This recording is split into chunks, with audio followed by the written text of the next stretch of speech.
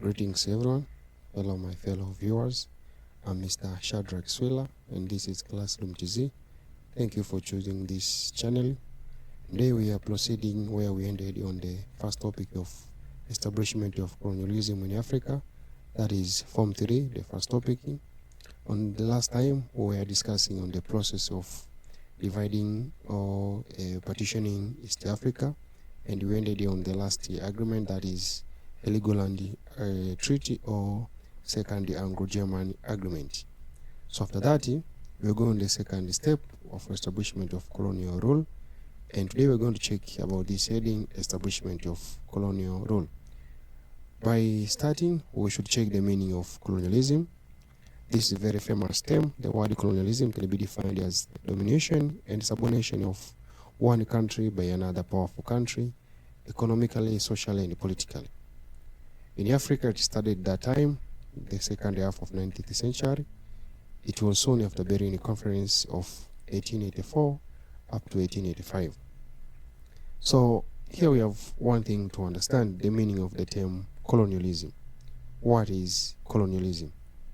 Colonialism, in short, we can say, and I try to define there, this is the situation or that the state whereby a strong country, and when we say strong country, we mean strong country economically, strong country socially, strong country politically, colonizing or dominate another weak country, and that weak country is dominated in those three spheres of life.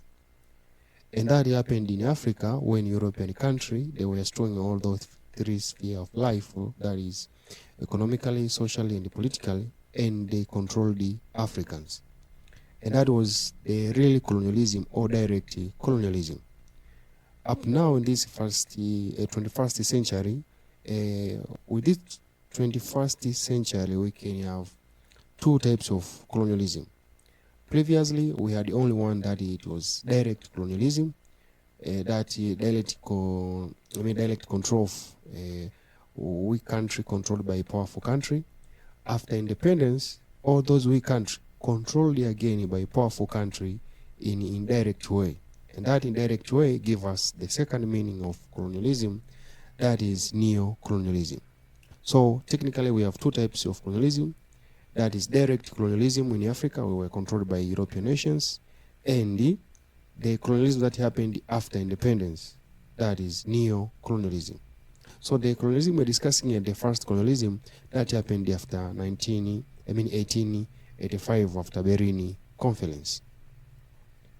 After understanding the meaning of colonialism, the main part is method used to establish colonial rule in Africa.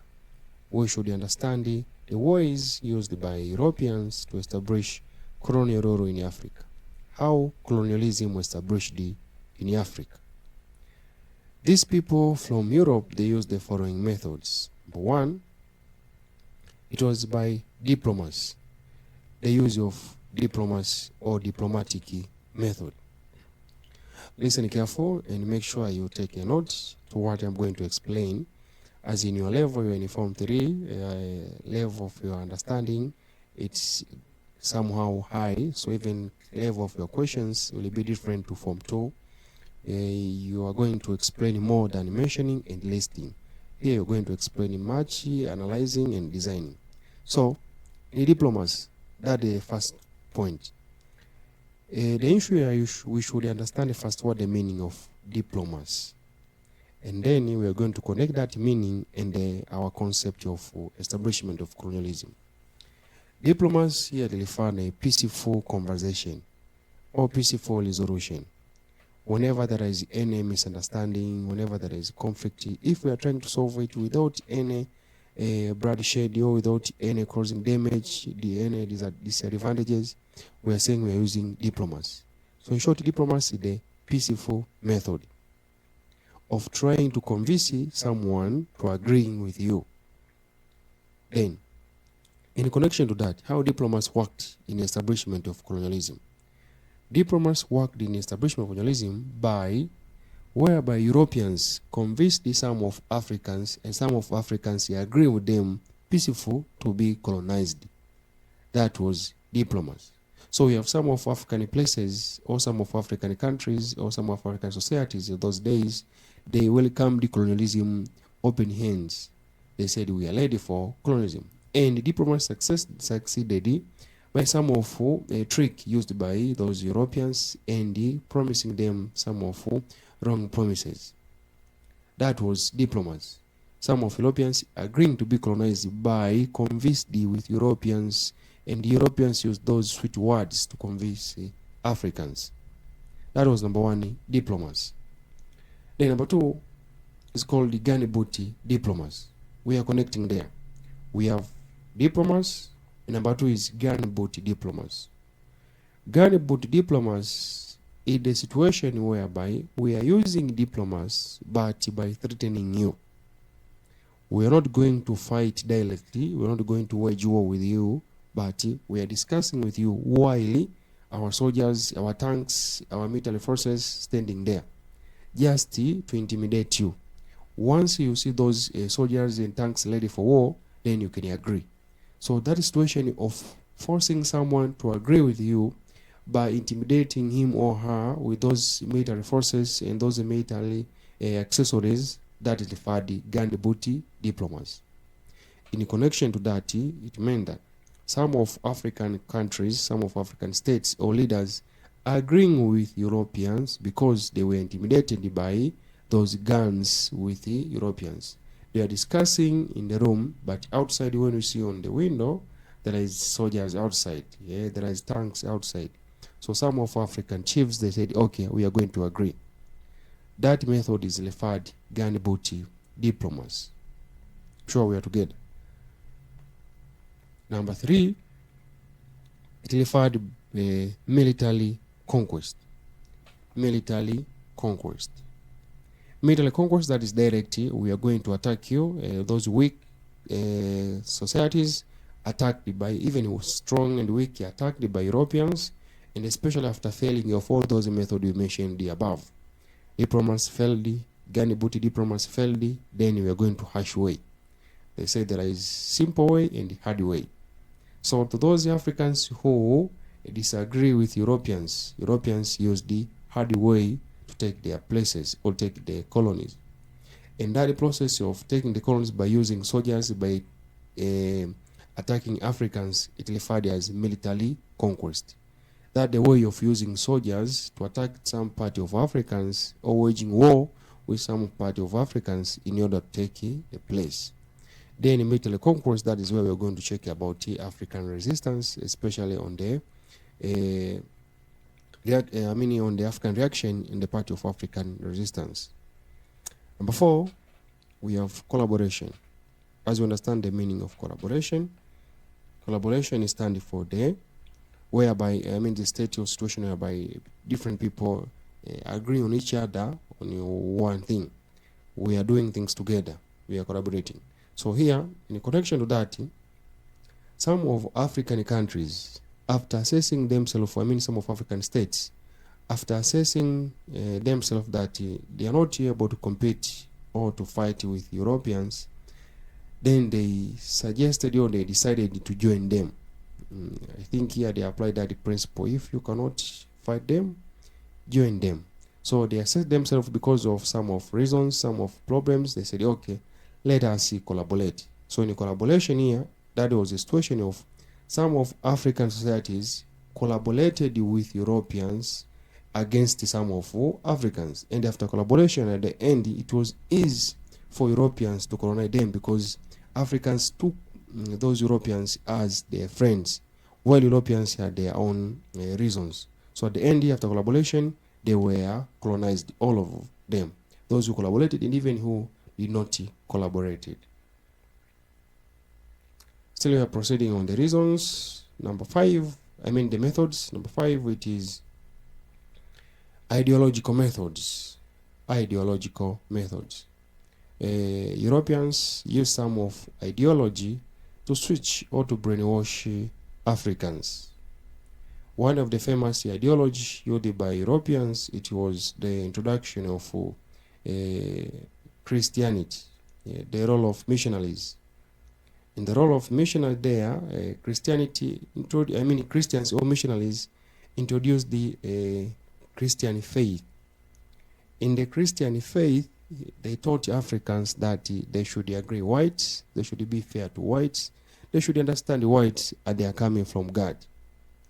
In that way, most of Africans were brainwashed and they agree with Europeans that colonialism is God's wish.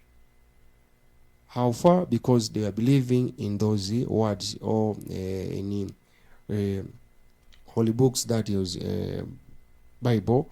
Then some of Africans, those who have good knowledge, those who are poor in interpreting all those things, and actually we are so ignorant on that case because it was new to us. So by using that faith or by using that ideology of religion, most of Africans were colonized.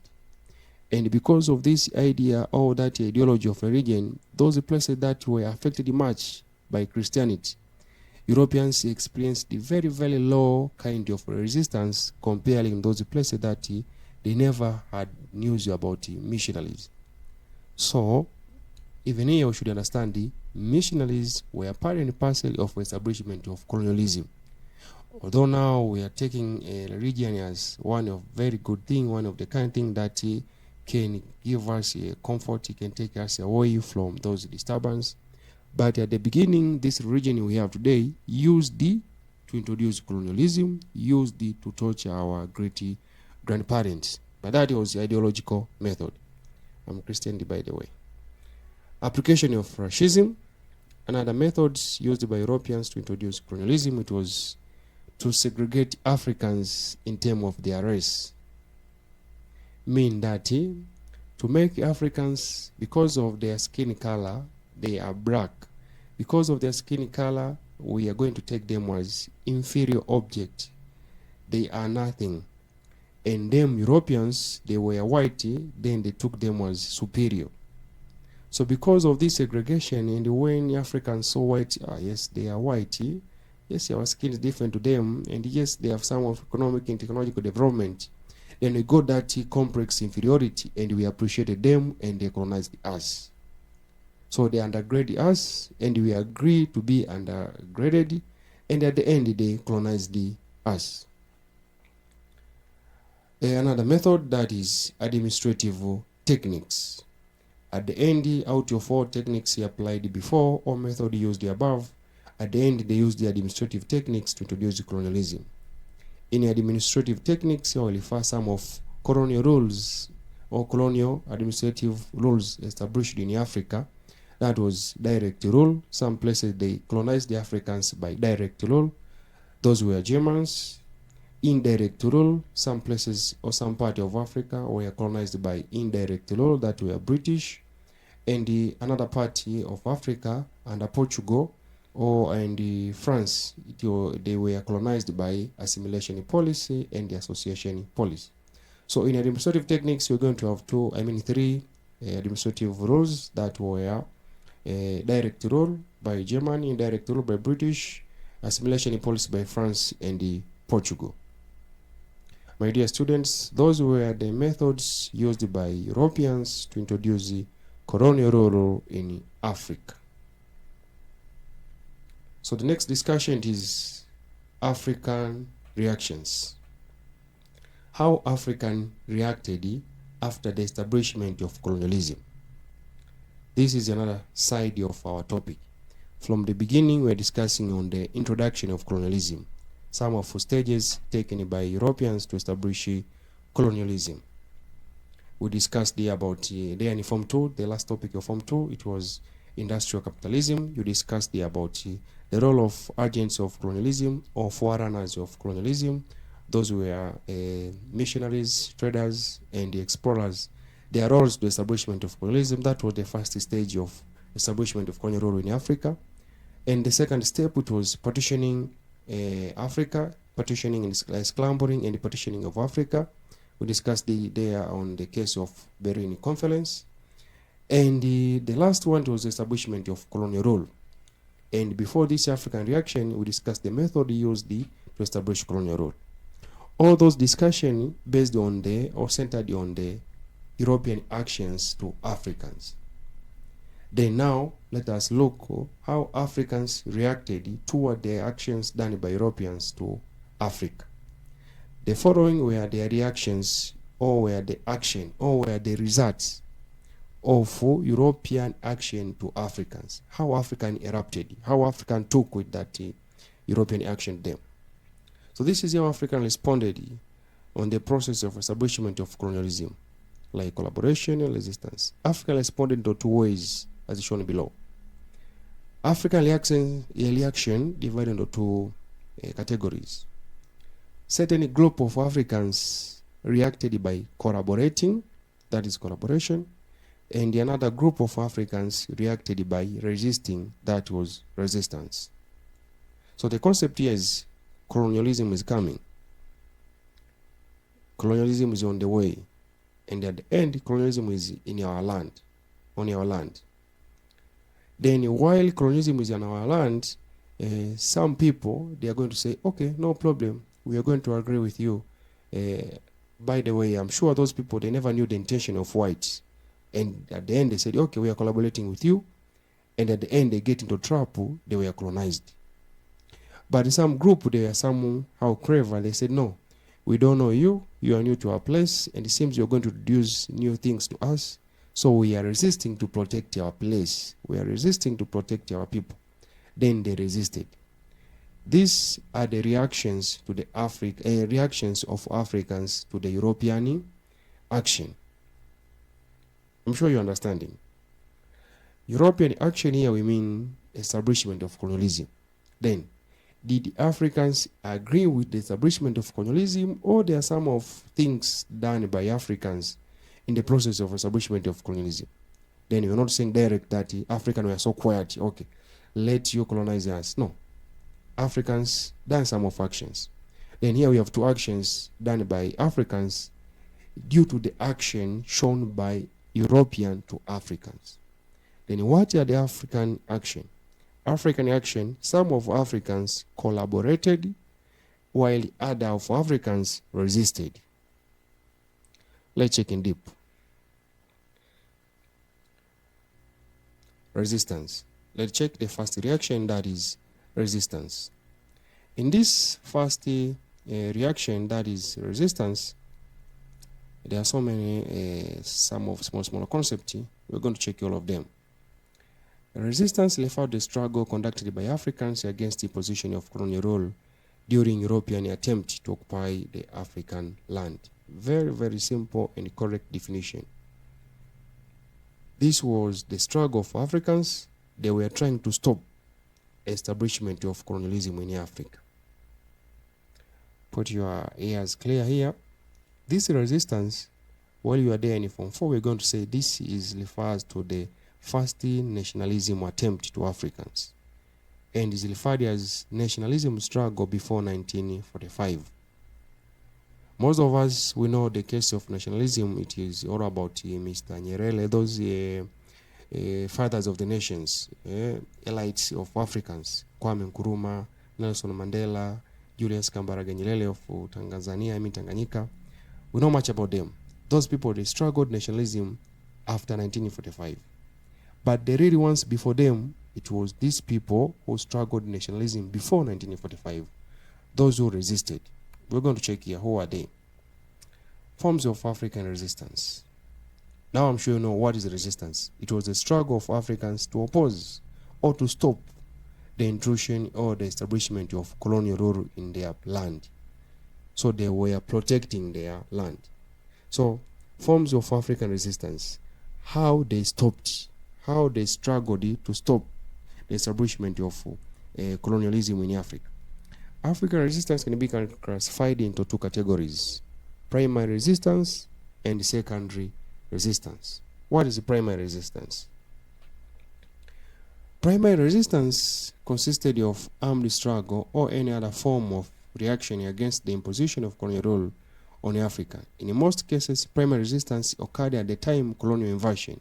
It was active and passive. So primary resistance, that was aerial resistance. When Europeans are coming, before establishment of colonial rule, we stopped them. So this were the fighting before establishment of colonialism. We're going to check the second, then we'll understand what is primary. In secondary resistance, we are saying occurred after imposition of colonial rule. So at the beginning, there are some of Africans fought at the beginning of establishment of colonial rule. Example, Hehe resistance. Hehe resistance, there to the Hehe society or Hehe kingdom, it was the fight before imposition of colonial rule in Hehe. Yes, Tanganyika was already partitioned under German, and Germany was trying to establish then that rule place to place. Not like colonialism started, okay, we are partitioning Tanganyika to German, then Germans, they are coming in Tanganyika, and all Tanganyikans agree like that. No. Once Tanganyika put under German, when Germany were here, they was here in Tanganyika, she started slow to expand his colony by attacking some of small states in Tanganyika. At the beginning, he started with coastal states. We are going to learn there, among of the resistance, it was coastal areas resistance. After attacking and winning coastal areas, then he was trying to expand more, going further. Then he reached to Hehe. After reaching to Hehe, he found the obstacle. That Hehe resistance. So Hehe resistance is a primary resistance because it happened before the re-establishment of colonialism, or before Hehe colonized. Yes, before Hehe colonized, then he is trying to stop this colonialism.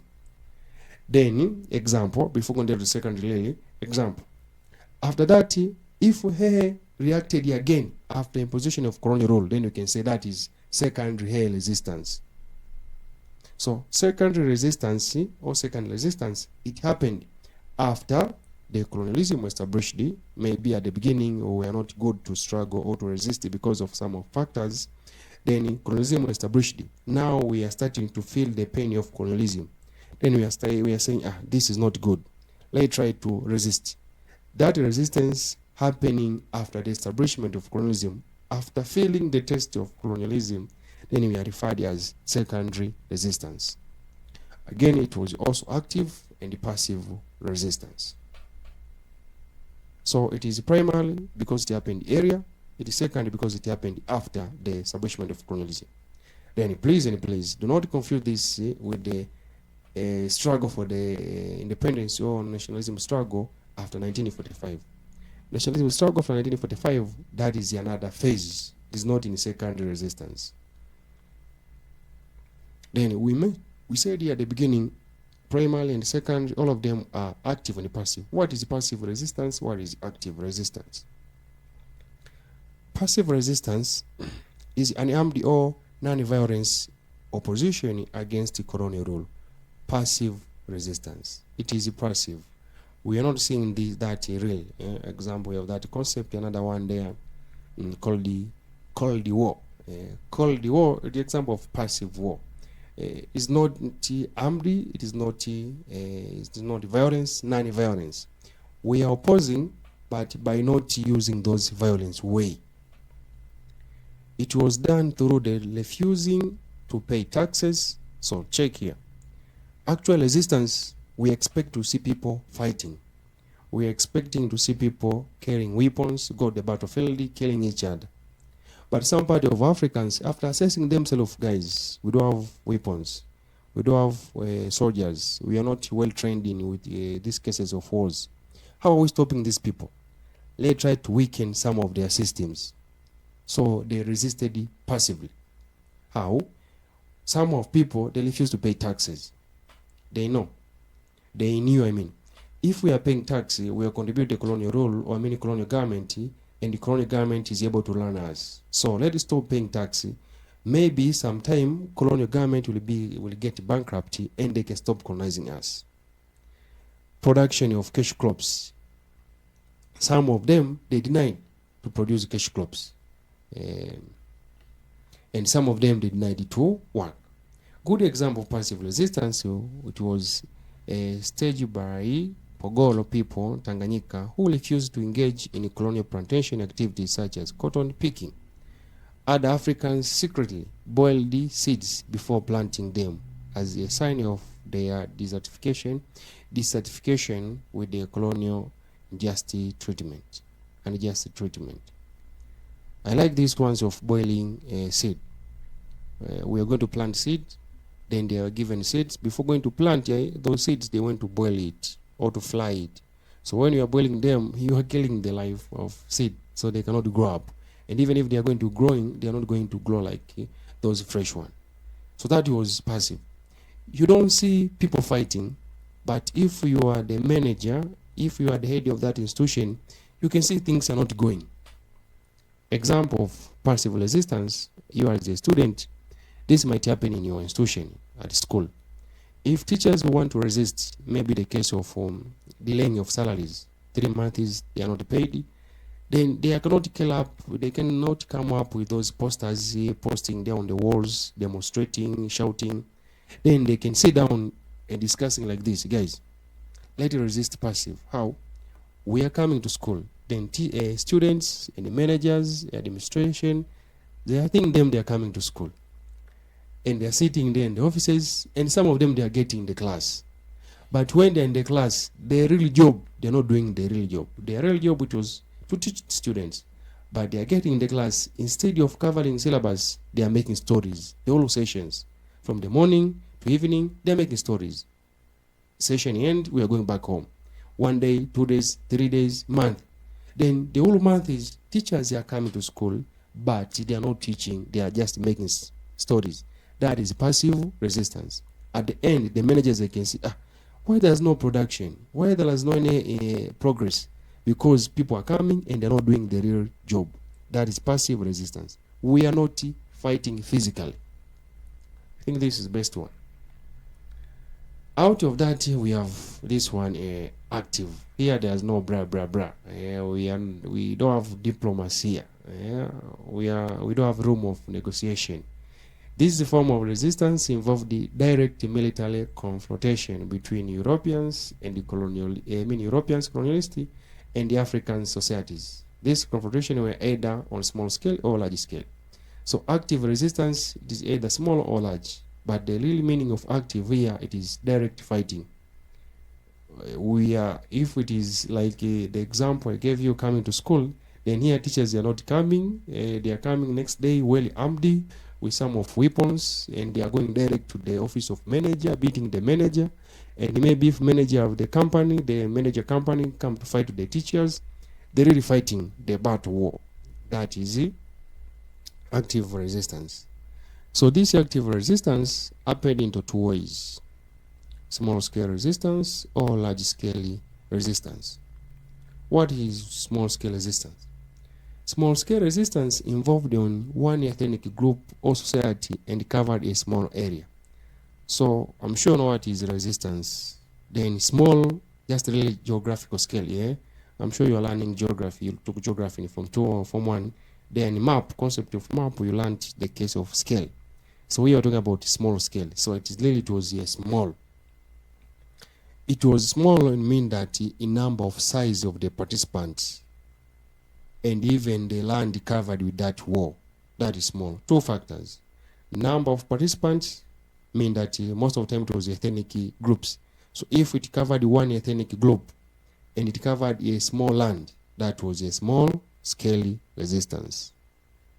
Small scale resistance was staged by example He against German. That was one tribe against German. And only in Iringa there to He. So small scale. Abushiri Bwana Heri in coastal areas. Yao against German between those years. Nyamwezi against German between those years. Makunganya and the other people. So all those examples I provided, it's all about small scale. It happened in one place with a few people, actually one tribe or one ethnic group. That was a small scale resistance. Number 2 is large scale resistance. What was this? It included more than one ethnic or society. It covered large area. So here number of participants increased, and even the coverage area of battlefield, it is larger than the small scale resistance. The best example of small scale resistance in Africa were Majimaji War in German. We know number of tribes fought there in Majimaji, more than 15 ethnic groups. It happened in the whole part of southern part of Tanganyika. More than 15 ethnic groups. That was large scale. Chimulenga War of Southern Rhodesia, Nama and the Elelo of Southwest Africa or Namibia currently. These are the example, or were the example of large-scale resistance in Africa. And these are active resistance. These are active resistance. I'm sure we are together up there. So the next concept after those cases of resistance, it is why African resisted. Why African resisted? Why they can't stay at home, keep enjoying, welcoming visitors, those whites, like they done there in the Middle East in the first interaction with Africa. The resistance because of the following. They resisted because of the following. Number one, they wanted to protect their sovereignty. My friend, freedom is very important. In this case of sovereignty, I'm sure you touched in civics from one, elements of government, or element of the nation. I mean, element of nation, not element of government. Element of the nation. One of the elements of the nation is sovereignty. The freedom of deciding yourself. The freedom of making decisions without being interfered by another country or another nation. So Africans wanted that kind of freedom, that we can sit down and discussing our things without being interfered by whites. They wanted to protect the lost sovereignty. Africans wanted to defend the economy. Before coming of whites, Africans, they had a complete system of life. Economic aspects, political aspect, and social aspects. All those aspects were complete. Then one of the important aspect was economic aspect. Africans, they had their economic activities, they had their economy for coming of whites. They done economic activities like handcraft industries. They done trade, long distance trade, short distance trade, or local trade plus regional trade. Out of that, we done mining, we done fishing, making of salties, and the other most of economic activities. So we had our own economy and the growing of states. Coming of these people, it was a burden to Africans. It was like throwing stones to the glass house. So Africans wanted to protect their economy by stopping coming of whites. They knew when white they are coming, we are no longer controlling our economy. So they were fighting to protect the economy. Cultural interference, they don't want their culture to be interfered. Europeans came with their culture, and European culture, it was pure different to African culture. And when one culture dominated another culture, they dominated one, it lost it, and those people miss their identity. So our fathers, those great parents, they were so clever and intelligent. They knew that if we are going to lose our culture, we are no one, we are nothing. How can we identify ourselves in front of others? So they wanted to protect their culture. What kind of culture? Those culture we had, although those days Europeans called us, we are barbaric societies. The culture, like in the language, they want to protect their language. They want to protect their dressing style. They don't want to dress like Europeans. They wanted to protect the case of marital status, polygamy.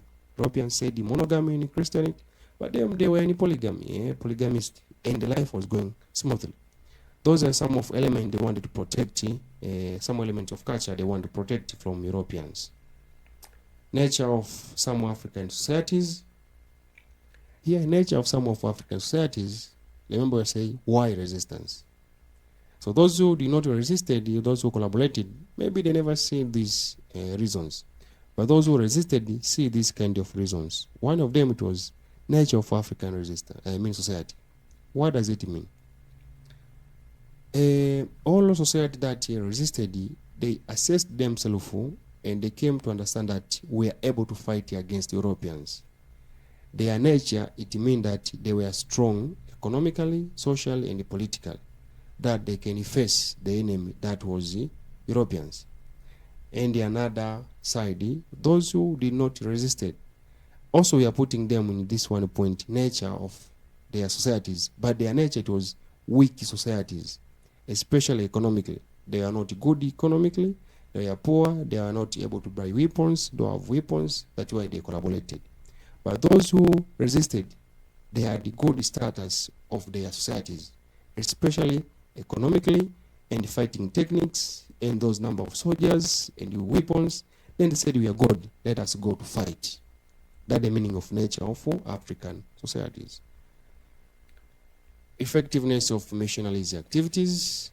I said this area, those places that affected much by the word of God, those Europeans' gods, most of those places, they never resisted because they were brainwashed from those preachers from whites, those missionaries. And the agenda of missionaries, it was to make sure Africans, they're going to accept everything from whites. So when they saw whites, they are coming, the angels sent from God to save us. So there's no more resistance. Comparing to those places that they never heard about missionaries, they never heard about the white God. They believing on their own gods. These people, they fought until the end. They never welcomed the colonialism. And the last one, collaboration of some African societies with the colonialists. Some African societies opted to resist after seeing that their neighbors collaborated with the Europeans. Here you have so many examples of some of African societies that collaborated. Example, you have Chief Mandara of Kilimanjaro collaborated with Germany against Mangisina. We have Chief Marere of Sangu collaborated with Germany against the Mkwawa of Uhe. These are the examples of some of chiefs collaborated with the Europeans to fight against the Africans. Because of that betrayal, some of Africans said, no, we are going to resist. We are not going to agree like our fellow. So by saying that this is all about African reaction on the side of resistance. This is a brief introduction. From there, we are going to hit one by another one example of those resistance, case study of African resistance. And today we can check here some of small-scale resistance. Here I have names of resistance, place, year, and the fought against who. We have Abushiri resistance. Abushiri resistance happened in Pangani. That was Tanganyika. It was 1888 against German, and the leader was Abushiri. Those information I put there above as heading, place, year, against, and the leadership, that is the African leader. Those are very, very important information. You are going to use them in your introduction when you are attempting these essay questions, and sometimes it's happening in multiple choices or in matching items where you're supposed to match the correct items. Bwanaheri resistance in Tanganyika, that time against German, and the leader was Bwanaheri bin Juma. Makunganya resistance, again it was in Tanganyika. The leader was Hassan bin Omar Makunganya, the one who hanged on the mango tree. Resistance, we have here African Napoleonic, that was Mr. Mkwawa of Iringa against Germany. And then we have our neighbor there, Nandi resistance in Kenya against Britain, and the leader was Orikoyoti Koitalel. This is the example of small-scale resistance happened in or occurred in Africa. From there, we are going to check Maji War. But before going to Maji War, it is nice if we end here in small-scale resistance. Thank you for listening. Thank you for choosing CLASSROOMTZ. Soon I'm going to